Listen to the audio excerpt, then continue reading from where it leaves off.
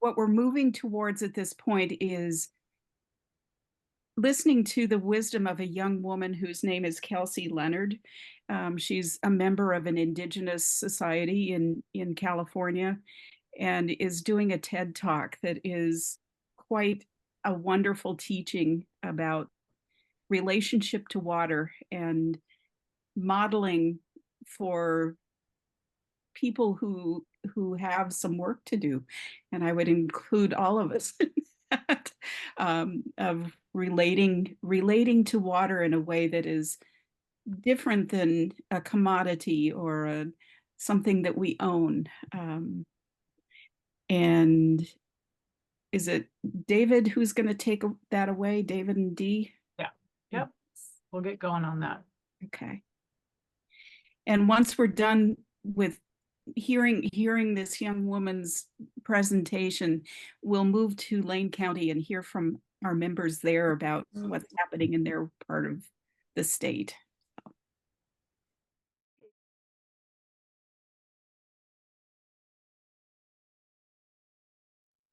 So Lane County, let's hear from you guys about what will you do today and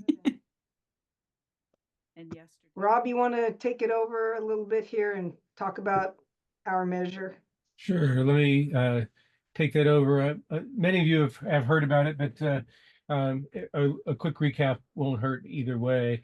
So we in Lane County, in both Community Rights Lane County and the Protect Lane County Watersheds group, are putting forward a countywide ballot measure to protect our watersheds within Lane County. So it would be law for just the county of Lane. And the idea is that it would be a rights of nature based initiative that would provide legal protection for nature in Lane County, for the watersheds in Lane County. It would give those watersheds rights in the same way that the speaker before was talking about sort of personhood rights, but it would secure the rights of watersheds in Lane County to exist and flourish and naturally evolve. And that would include certain properties like things like sustainable recharge, the amount of water that flows into it, sufficient flows to protect native fish. And the key thing is clean water that is unpolluted by corporate or governmental activities. So it's those polluting activities that we're really trying to stop that would imperil the health of the watersheds. It would also actually have benefits for the residents of Lane County. So it secures our right to accessible, clean, domestic drinking water that is free of also harmful contaminations. And in order to do that, it prohibits corporations and government from violating these rights, and it gives us as residents the right to, along with the county, to enforce these rights. So primarily the county would be charged with upholding the law, but sometimes government doesn't do what it's supposed to do. So it also gives the residents the ability to enforce these rights, to take legal action, to initiate a lawsuit against the corporation if they were, say, dumping pollutants in the Willamette or something of that nature. It also, which is, we believe in the precautionary principle, and it would require the government to adopt protective and effective measures to prevent any potential violations of the rights here. So if, for example, we know that some certain activities is going to cause harm, the government should actually take steps to prevent it before the harm has actually occurred. And it also establishes liability for those damages that those corporations might create by harming the watersheds. And they have to essentially restore the watershed to its pre-harmed state.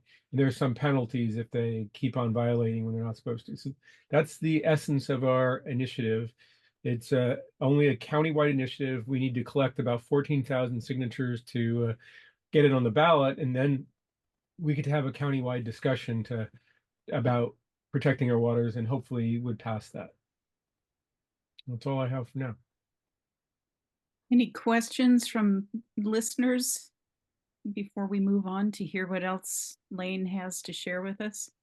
I'd like to know how many signatures you have collected and how many more to go. And if you still need help. We always need help. Thank you, Barb. And anybody here, you don't have to be a Lane County resident to help. You could collect signatures. Anybody can do it, and you don't even have to be registered to vote. But yeah, we're a little more than halfway. We've probably got about 8,000 signatures, so we have another 6,500 to go. And we have to have them by October of 2025. Rob is right. You don't have to live in Lane County. And in fact, many of us in Lane County came to Lincoln County and helped with that effort up there. We went to, was it Coos County, and helped down there. So we take care of each other, and we invite you to help. Absolutely. If you're at all interested, you can put your name in the chat, or you can get in touch with whoever it is that hooked you into this webinar, and they'll get you to us. Or if signature collecting is totally not your thing, I'll just put the donate link into the chat. So you can feel free to, send whatever you want from your checkbook. We could use some help. We do have some paid signature gatherers in addition to our many volunteers, and you have to keep them going too. Yep, I'm on it. There it is. Are there any tabling events in the near future? What's the next? We'll be thing? doing the Mushroom Festival at Pisgah. In God, October. it's in October. So sign up for that in the chat, maybe? Oh, yeah, good idea. Want to put but, things in the chat? I'm working on that, and it's gonna probably go out within the week. Thanks for asking. That is a fun event too. That's always great to be at the Mushroom Festival. One of the things that happens when people are working with ballot measures and putting forward progressive ideas of how to change how things work is that there's opposition to those things. And I don't know that anybody is removed from noticing that when there is opposition, sometimes you hear truths being spoken, and sometimes you hear things that are definitely either misinformation, disinformation, or outright lies. And are you guys ready to move into that part of tonight's conversation? Yeah, definitely. And Deb, we know that when you guys had your ballot measure in Lincoln County and when it was passed, the opponents were basically saying that it would lead to essentially economic collapse for Lincoln County. And yet 2 years after it was passed and when they weren't spraying, somehow Lincoln County managed to keep on going. Yeah. Mm-hmm.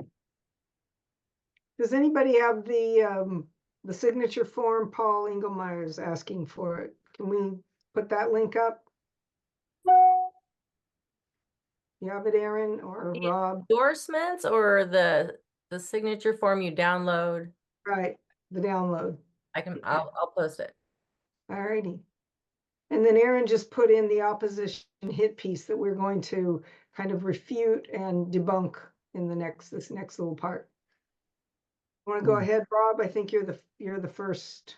Yeah, maybe so. We don't have this part super well organized as to who's doing what when, but one of the things our opponents said about this measure is that it would grant unprecedented rights to the environment if we were to do that, and that's interesting. First off, it's not unprecedented at all, because as the last video that we had talked about, the whole notion of the rights of nature, it's been around since at least the early 2000s. And not only in the United States, where the Ho-Chunk Nation adopted the rights of nature, but Ecuador put it into its constitution, so did Bolivia. And there was also successes in India and New Zealand and a whole bunch of other places. There's actually a great website by a professor at UO called Eco Jurisprudence that talks about all the places in the world that are moving forward with the notion of the rights of nature. So first off, it's really not unprecedented. But even if it were, I guess the point to make there is it was also unprecedented in the United States for African Americans to have pretty much any rights whatsoever until those rights were granted. And it was also unprecedented for Native Americans to be treated with any sort of human rights. And similarly, women did not have rights. It was unprecedented for women to be able to vote until women could vote. So just because something is not the way it is today doesn't mean it's the way that it isn't the way that it should be. And so that's, there's a real principled reason for why we would do what we are doing and why it's the paradigm shift that we need to have. I have the next little piece, and there's a clause or in what would the measure do from our detractor that says, this measure recklessly reverses decades of precedent, speaking of precedent, related to environmental law by undermining the authority of the state and federal government to maintain safe and healthy communities through laws, regulations, and associated enforcement mechanisms. This is one of our main points, is that government is doing a lousy job. And so if we're going to talk about precedent, precedent has really created injustice. We want to increase protections for our watersheds, and we have a right and a responsibility to enact laws to correct those injustices through the initiative process. The initiative process is the way the people legislate. So we're using it, and the irony is that when we were bestowed upon with this initiative process, I don't think the powers that be really thought we'd use it. And the more we use it, the more obstacles they throw in our path. And so we can't let that stop us. We really have to challenge this kind of injustice. And this requires will, because it's a definite uphill battle, but that's what we're doing. And we're inspired every day by other people who challenge and expose injustice. Thank you, Michelle. Can I piggyback onto what you said just a little bit? Oh, heck yeah.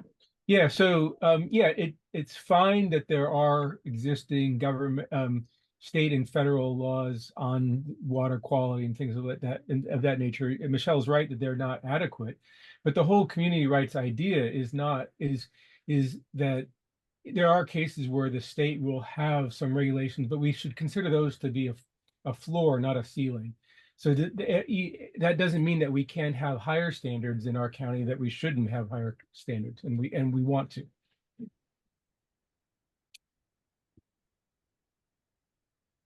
And then the next part, this letter that, what's the woman's name? Let's out her right now. Oh, Betsy Schultz.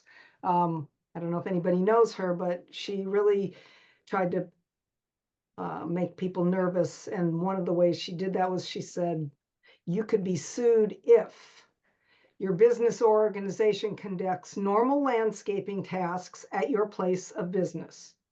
That's not true. Your business or organization issues or is discharging water within land use and building allowances as legally allowed. No. By a government regulatory agency, city, county, DEQ, EPA, etc., for discharge into the environment.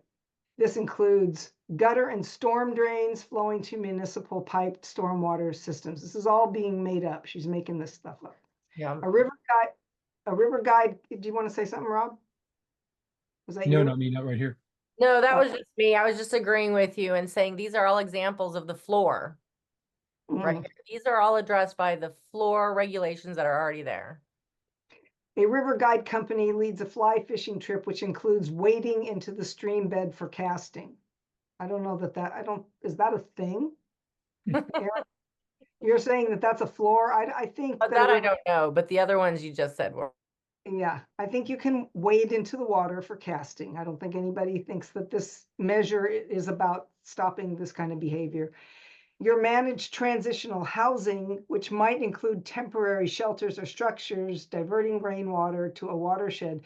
These are basically made up fantasies, and they're intended to frighten voters. And nowhere in our initiative do these examples exist. I think in Lincoln County, they were saying that fishermen would not be able to wash the barnacles off their boats because somehow that would be aerial spraying those boats or something. So the outright lies will definitely happen once we get this on the ballot. I had something I was supposed to cover earlier, whereas the opposition piece was sort of saying essentially part of it is true, but it was basically saying the measure would grant environmental rights to water and adjacent ecosystems, including wildlife, vegetation, and virtually any organism that comes into contact with water. And really just to really add some context about that is our measure is about protecting watersheds and ecosystems at a high level.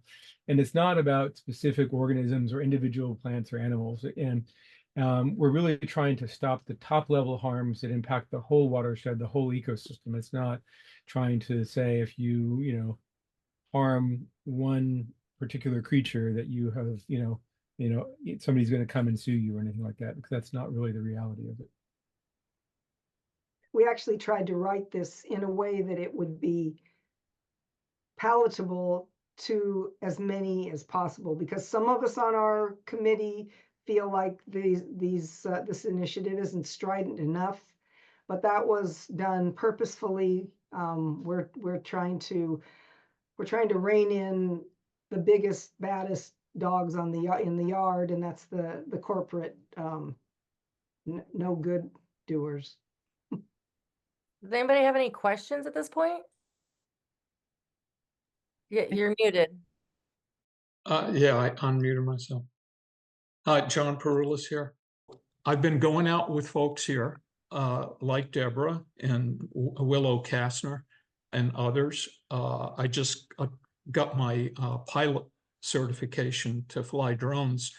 And every time I launch a drone around here, what do I see? I see clear cuts.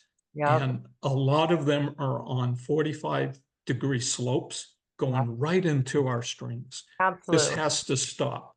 Absolutely. I hate the term clear cutting. I call it carpet bombing. That's what it is. It's just as deadly as carpet bombing.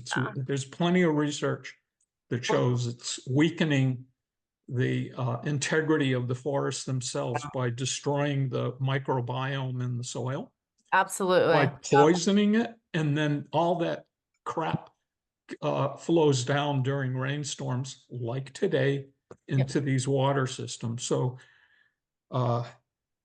Absolutely, John. I'm gonna cut it off right there. I just wish that those of us that are heads of organizations can write a letter to the mayor of San Francisco, because an organization writing a letter has more weight than individuals, and asking her to withdraw this appeal to the Supreme Court to weaken the Clean Water Act. And also, we got to contact the Congress and get a hearing to dismantle these right to farm laws that are totally written by the timber industry. No, absolutely, John. Thank you so much for coming. We appreciate that. And what he talks about absolutely kind of blends into what I was going to talk about quickly here. I won't take up too much time. We're getting toward the end here. But this document says that Oregon already has some of the nation's strictest environmental regulations with associated enforcement mechanisms. And I can tell you that's absolutely untrue. And I'm going to tell you that quickly through a very short synopsis of my own story. So people out here in the Triangle Lake area were being poisoned. We proved that in many ways, one of which was urine sampling, where we tested positive. Well, we went to ODF and the others, and they did start an exposure investigation where literally nothing happened. They swept it under the rug. They said they could not point the fingers at timber because everybody drives to and from town. It could be anybody. So we proved that they were dirtying the water, the timber industry. DEQ, many reports were made out here in the Fish Creek area when they clear cut it so badly. But the pollution was below the limit of concern because those regulations have certain limits and it all falls underneath the limits, right? The turbidity was below the limit of concern. Though they dirtied up the waters, it did not matter. We proved that the air was being poisoned, and again, it was below the limits. So I literally went to every single organization and every single acronym in the government, EPA, DEQ, ODF, BOD. We went to the governor and talked to them about banning aerial spraying. We proved that it is trespassing into our children, and they did nothing. In fact, they did more than nothing. They threw us under the bus with that forest accord. Yep. That forest accord, excuse my language, fucked us all. It was ridiculous. So this is why I came to the community rights movement, because it talked about changing the system of laws we live under. Because until we do that, we are not going to change anything, my friends. Sorry to end on a depressing note on my end. Hopefully someone else talks next. That is my example. I This is think why I come to the community rights movement. Chuck Go had his hand raised a bit ago. Something to say, Chuck? Yeah, just briefly. People criticize these ballot initiatives that may not have standing because of state law. Mhm. And I would say, and here's a metaphor, not a concrete thing I'm going to state. Like Saturday, there's a group of people in downtown Yachats protesting or holding signs along the road, opposing bad things. I would agree with them. And you could say, well, that's good that they're down there protesting. But let's look at the world as it really is. What should they be doing? I had a conversation, fairly humorous, with a fella from California not too long ago, saying what they should be doing is with their money, buying junk cars and lighting them on fire and pushing them into 101 on Saturday morning. That is where we're at in terms of how the world is dysfunctional and hurting everything, nature, people, whatever. We need to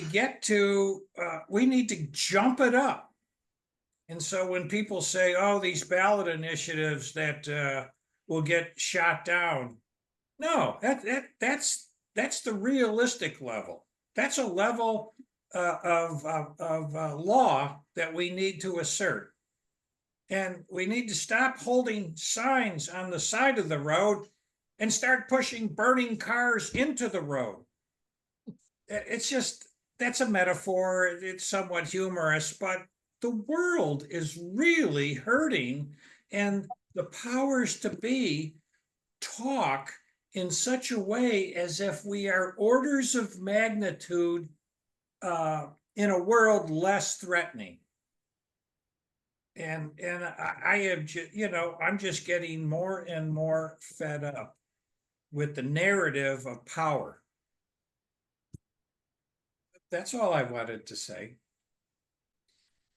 I mean, we're kind of banking on that anger, Chuck. Yeah. We think that people should be more pissed off. And That's what I meant to say.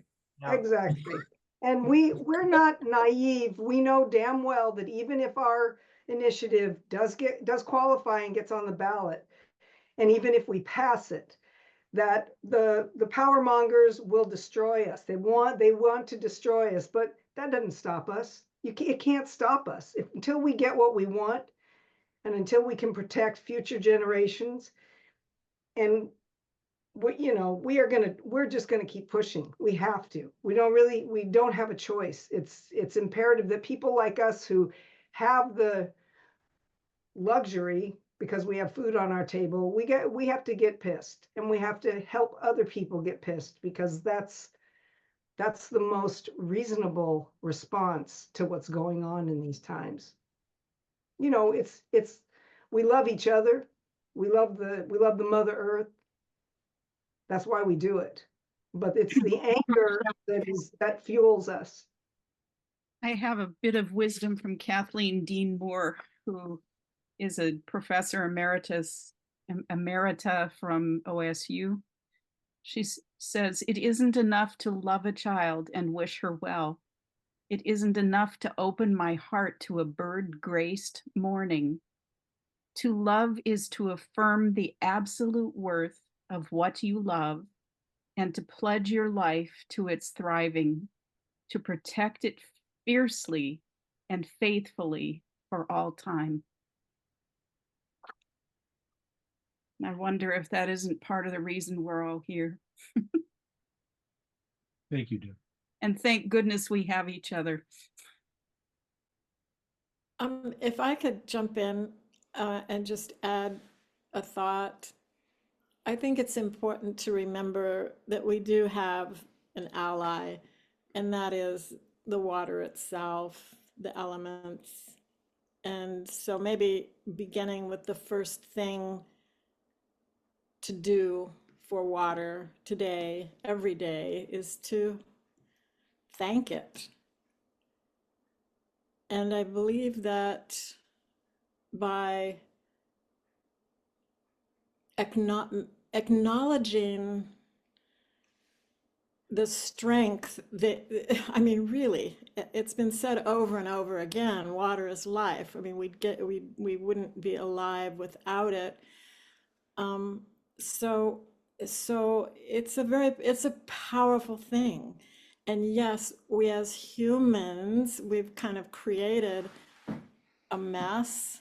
So we have our human ways of trying to untangle it and be better advocates. But I think we should take heart that we have a strong ally. It's the water itself, nature herself. And that's what keeps me going, because it can become so frustrating. You feel like you're spinning your wheels and it's like, my gosh, how long? I mean, everything. I want to thank everyone that's reported in about all the wonderful activities and just the work, the steadfast, consistent shoulder to the wheel, so to speak. I just, so I guess that's what I want to say. Thank you to all of you, as well as remembering that we have we have a strong ally, and that is nature itself, Mother Earth herself. It has the final word ultimately. She bats last. Yeah. Thanks, Rita. Any other comments before we're coming to a close tonight? Christopher. Yeah, good evening, everybody. My name is Christopher Hall. I'm with Water League. We're a nonprofit organization here in Oregon, and our mission is to engage the public in water stewardship. We've been around for about 2.5 years. I just wanted to drop in and say hello and introduce myself. We work on a number of issues statewide. The mission to engage the public in water stewardship, as I'm sure you know, and I've heard a lot about tonight, is a key element in trying to expand the consciousness and the awareness of the concerns that we have regarding water. And one of the things that I have asked myself my entire life in various careers is, if I care about something as passionately as I do, why is that?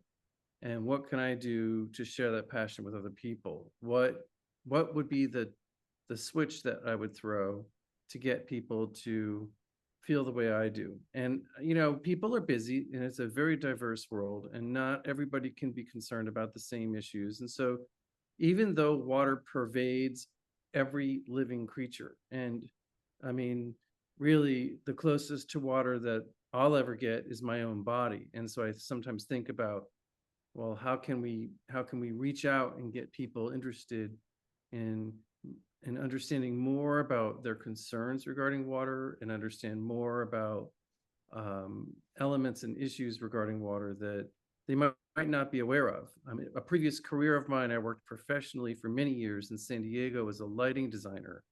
And, you know, if you're doing your job right, everyone's watching a Shakespeare play or a Chekhov play, and they're not paying attention to the lighting. What they're doing is they're in the moment with the show. And I'll tell you, all day long today, I never once thought about how the light was falling on me. And yet at the same time, I spent all day long thinking about the water. And so finding ways to take this substance that's ubiquitous and that we are so close to, and finding ways to open up our eyes to that element, that living entity that is as close to us as our own humanity, and all the other living creatures we relate to, is actually a really difficult, nut to crack. And so I'm glad to have had this opportunity to be present here with you tonight, and know that Water League, our logo is a trident. It's a water pitchfork in particular, and we are fearless and we are courageous. We have the courage of our convictions. We don't care if the state doesn't answer our emails. We don't care about somebody trying to threaten to take our money away. You cannot stop us. And in just 2.5 years, we've gotten 3 bills passed. We've had some significant impacts on administrative rules. And I'll be meeting with a number of different officials in the course of the upcoming legislative session, where the governor has heroically called to modernize Oregon's water code. And if you're interested, you can check out Water League's website. You just scroll to the bottom of the homepage. You'll find a paper called Modernizing the Conventional Wisdom. And it's a 40-page searing critique of the political culture that has gotten us to where we are. And it'll give you a sense for the battle that we're fighting. And I just want you all to know that I'm really pleased to see so many concerned people on the right side of the fence on this issue. Thank you so much. Thank you so much, Christopher. It's nice to meet you. We hope to have you as a presenter in the future for one of these webinar Wednesdays. I have taken a lot of information from your site. It's great information. You're doing great work over there. Thank you. Yes, it'd be my pleasure to join you any one of these Wednesdays. And John Hunter mentioned that I'll be chatting with folks up in Roseburg this month. I look forward to doing that. That'll be awesome. Great pleasure. Any last comments from anyone? I just want to say that I really was meaningful what you brought up, Rita. And we are nature as well. So I think water and us are a pretty good team. All right. Well, day by day, let's be grateful for our water and keep the flow going. Thanks everybody for being with us. Thank you. Good to see so many of you. Thanks for hosting, Deb. Thanks for coming. You did a great job.